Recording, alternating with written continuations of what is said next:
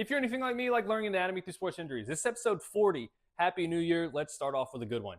Jake Brown, August 7th, 2007. This is at the X Games Big Air competition. Jake is going to hit this gap and hit a 720, and then he's going to go up this ramp and come apart from his board, and he's going to flail, and he's going to take a really hard fall onto the ground there, and he's actually going to be unresponsive for 8 minutes, and that is not good if you are Jake Brown. So you can see this meter hits about 15 feet. The ramp itself is about 30 feet, so that's a 45-foot fall that he takes basically directly to his back. So he's going to flail around, and he's actually going to decide to try and turn around in midair and land on his back, causing him to get folded like a lawn chair where his head about meets his belly button, and that is not good if you are Jake Brown. So what is involved here? Well, he had a fractured wrist and vertebrae. You see vertebrae is plural, so multiple fractured vertebrae. We'll get to that in a minute.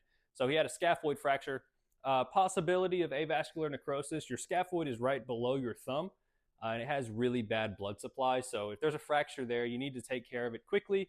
You may lose blood flow and risk losing your thumb or that bone altogether. So he also had a bruised liver and a bruised lung, and you can see here the liver is this big old thing right here. The lungs are just above this diagram here, where kind of where your nipples are.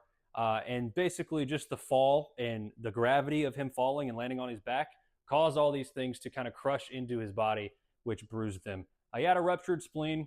We'll talk about that here in just a second as well. And a concussion, obviously, because when he folds forward really, really fast and then folds back, kind of like a whiplash, riku reaction there. So a bonus question, what is the referral pattern for the liver? Referred pain of the liver is the right upper quadrant. You can remember that. Good luck, Harry Potter. The L for luck stands for liver. Here we go. So the intervention. What did they do? Well, what they should have done is immediate stabilization and check responsiveness. And he actually got up and walked off of the ramp here. They didn't bring out a cart or anything, and they let him just lay there unresponsive for 8 minutes unconscious.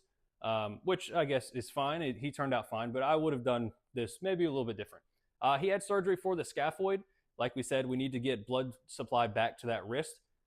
He didn't have surgery for the ruptured spleen. Don't ask me why. I couldn't find any reason why. I'm sure, it either fixed itself or he didn't need it. That one of the two things. Vertebrae fracture was a pre-existing condition.